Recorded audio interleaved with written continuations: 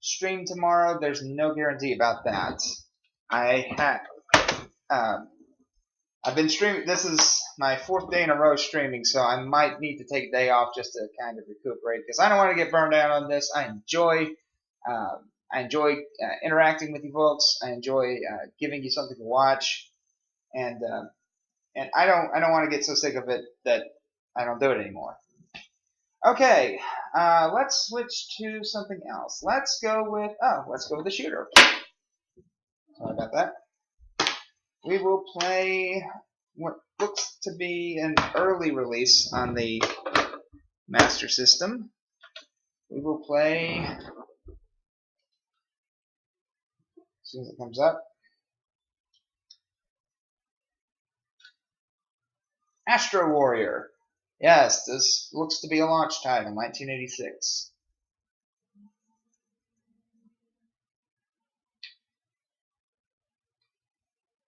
Let's see what this looks like. Okay. Normal space shooter. Kind of reminds me of, what am I thinking of? I guess I'm thinking of Alpha Mission. Only with actual upgrades, which is something Alpha Mission didn't have. I think in that game you only had the one weapon and that was it. You had no ship upgrades whatsoever. But this one actually lets you upgrade your ship, which is nice. It's a bit more forward thinking. I'm having trouble remembering exactly where space shooters were in terms of design at this point. 1986, I believe Gradius had already come out by then. I know Gradius was an early title for the NES, so it was probably out. So this one's a little bit simpler maybe than most shooters of the time, but not extensively so, I don't think. Oh, and it even has options.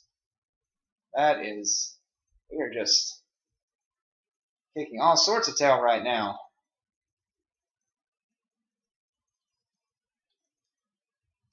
Now, one thing about the, while I'm just shooting up random things, one thing about the Sega Master System that,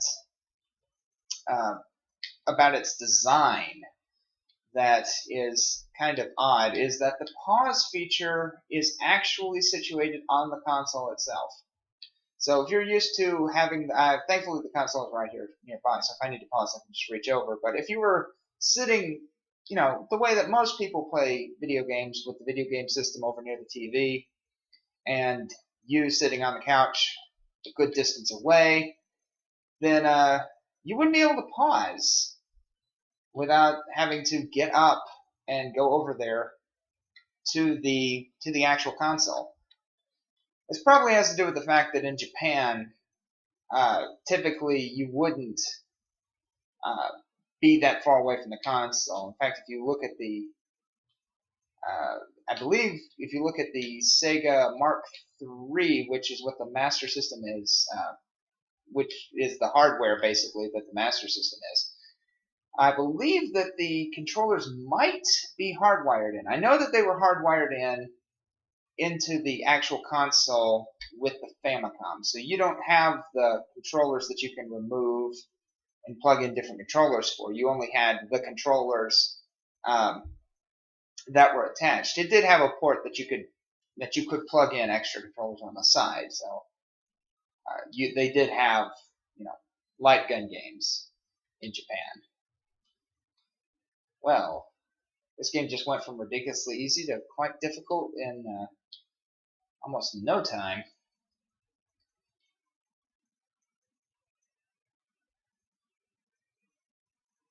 I guess in many ways this is much like Gradius. It's so long as you don't die, you do fine. The moment you die, that's when everything just kind of falls apart. And unlike Gradius, there is no Konami code. So I'm going to try to get anywhere in this game. I'm going to have to level up. Now this isn't the most interesting game, and honestly, once I once I get a game over, I'm probably just going to switch to a different title. But I just wanted to show you a little bit of, what some launch games were like for the Sega Master System. Now, one of the interesting things about the Master System is that it actually came with built-in games, or a built-in game originally. The first version of the Master System hardware, if you did not put in a game cartridge and turned it on, it would bring up a snail maze game that is exactly what it sounds like. You are a snail and you go through a maze. And I think that was my last live. Yep. And so even if you had the system but you for some reason didn't have a cart, you could still play a game. Not the most fun game, but a game. Now, later versions of the hardware had different titles that were programmed into the actual hardware itself. I think there were 3 versions. The first one was the Snail Maze version. The second one, which is actually the revision I have, if you turn it on without any kind of cart in, it brings up this screen. You can play Hang On or Safari Hunt. Now, Hang On is not the most interesting of games, but it was an important game in Sega's history because it was the first game, if memory serves, that used their superscalar technology, which was really, really impressive in the arcades. Used in games like Hang On, Outrun, Afterburner, Space Harrier, and to really good effect. Now, of course, the Sega Master System did not have that kind of hardware, anything close to it, but they did try to replicate many of these games on the hardware, and we can take a look and see what. Right side. Okay, there we go. So we can see what it looked like. This is, I think, this was actually the title that came with it. Was Hang On. As you can see, the copyright date is 1985, so probably so.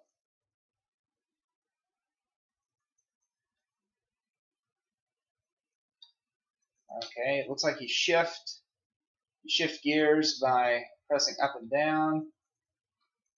Okay. Now, much like Outrun, this is actually kind of a prototype, or not a prototype, but a first run at what would become Outrun. Because much like that, you're not actually racing against other bikers, so it's not specifically a race game per se.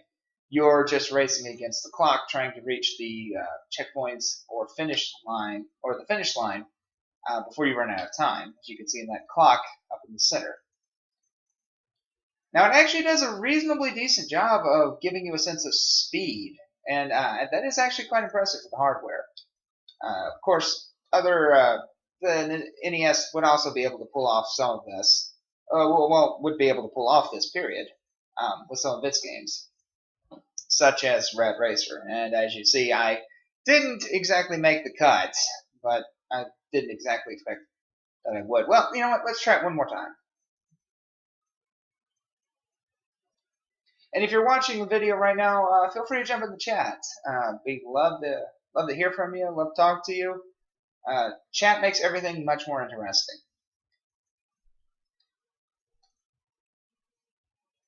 Now, of course, there was significant graphical downgrade when this game was brought to the Master System. In the original arcade hardware, you had all sorts of things other than just little signposts flying by. You actually had giant billboards on the side. It felt very immersive. And on top of that, you would many arcade versions would actually have a replica bike that you would actually be sitting on, and to control it, you would be using the throttles, and you would be leaning it left and right to simulate, well, leaning left and right and turning in game. So it was a very interesting experience. That was one of the things that really made Sega stand out among the crowds in the arcade at the time, because they were very much into immersive gameplay. And their superscalar technology allowed for some of the first really almost 3D feeling games even though it was technically not 3D. It was technically just 2D sprites.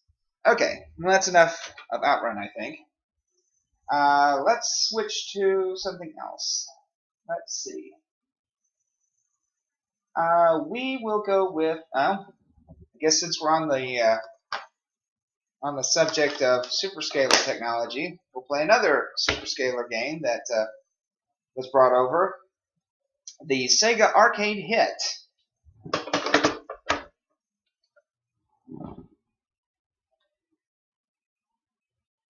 As soon as it loads.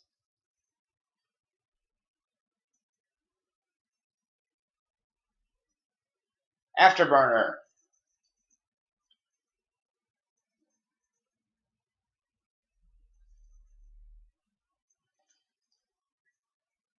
Now, much like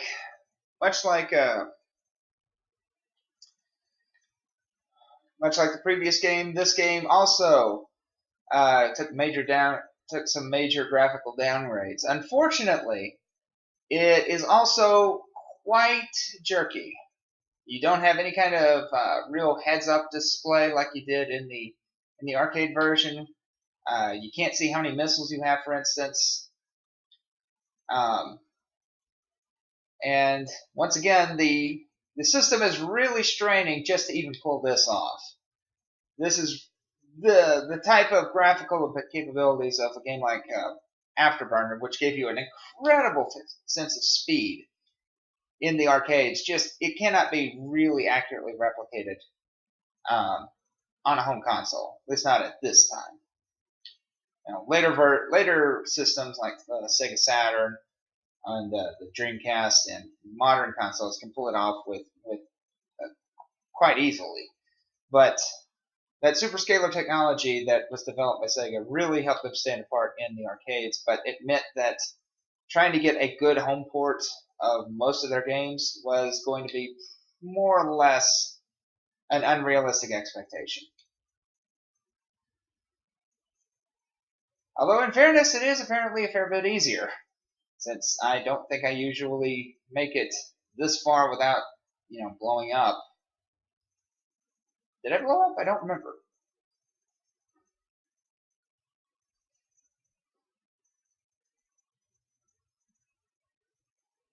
But I suppose if you're a kid in 1980, what was this? 1987, I think that this came out. If you're a kid at home and somebody buys you a cart that has Afterburner on it, even if it is a jerky mess, you're probably pleased as punch just to be able to play it, because, man, you're getting the arcade experience at home, granted a choppier, lower frame rate, not really giving you a sense of speed, slightly disorienting. Did I mention choppy? Manner, but you are technically getting it in a certain way of speaking.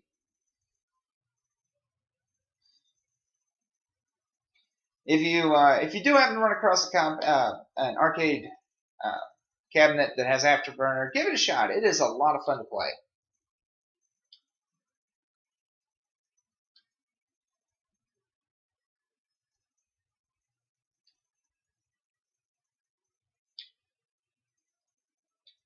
Now, I believe they also attempted to port Space Harrier, which was I don't know, arguably, possibly even more of an arcade classic than Afterburner was, to the Master System. I don't have that, unfortunately, but it is, from the video I've seen, just as jerky of a mess. Okay, that's enough Afterburner, I think. I think that's quite enough on the Master System. Well, I suppose while I'm at it, I'll polish this off with the last of these superscalar games that I own. Well, the superscalar, not actually superscalar on the hardware games. And with, honestly, one of my favorite arcade games of all time. I own this particular game on numerous